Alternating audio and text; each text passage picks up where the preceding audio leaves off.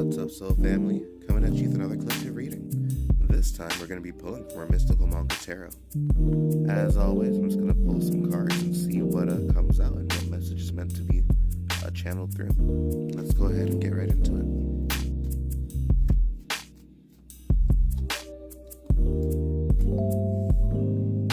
Okay, so we have three cards actually. The High Priestess, the Four of Swords, and the Nine of Wands. So immediately with these two, it makes me want to jump into the concept of trusting your intuition and allowing yourself to kind of have these periods of rest and introspection that allow these little bursts of intuition and insight to kind of come through. Many times when we give ourselves the opportunity to kind of step back and stop and pause and reflect, the answers to what we want kind of come to us in the most unexpected ways.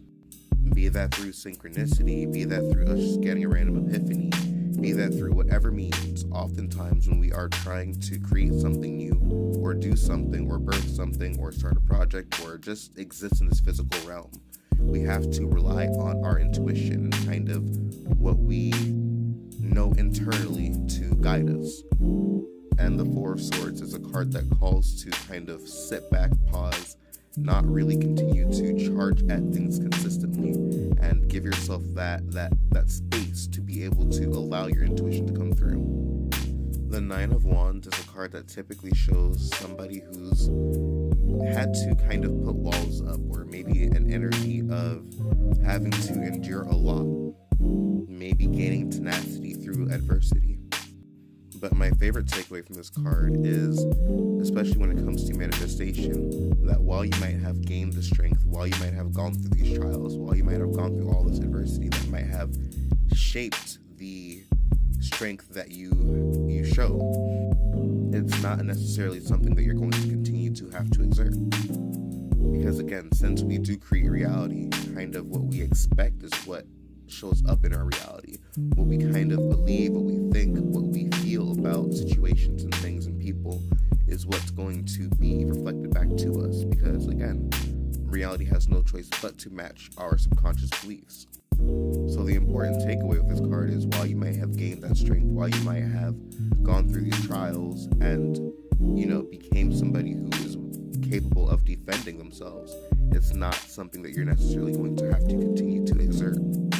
Because once you start preparing yourself for adversity or battles or strife, then that's exactly what the universe is going to give you, what you're preparing for and what you believe is going to come.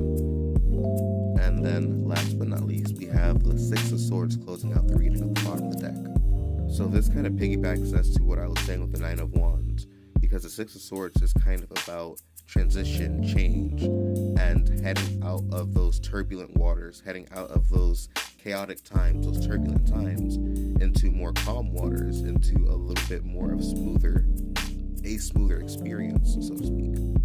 So when paired with the Nine of Wands, it's like you are not having to worry about those old programs, those old things, those old frustrations, those old paradigms of reality that might have made you become defensive, that might have, forced you to garner that strength.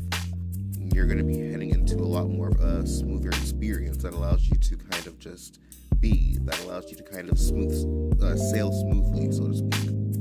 I know it can be a little frustrating to hear something a little redundant, but especially when it comes to this human experience and just our journey in general, your intuition really is your magic. Your intuition is your guiding light.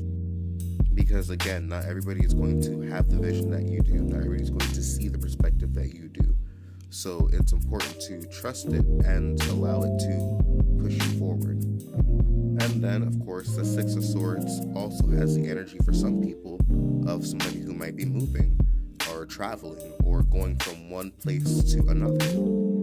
So maybe this is signifying a new beginning and a new spot. Maybe you are starting over somewhere, and this is allowing you to kind of transition into that smoother area or that smoother era of your life. And that, guys, was your reading. If it resonated, please feel free to let me know in the comments. Also, don't forget to check out my Etsy shop where I have my manifestation and my aerokinesis ebook. It also has lots of really cute stuff in there. And if you're interested in booking a private reading with me, feel free to book with the link in the bio. I hope you guys have a great day, and peace and blessings.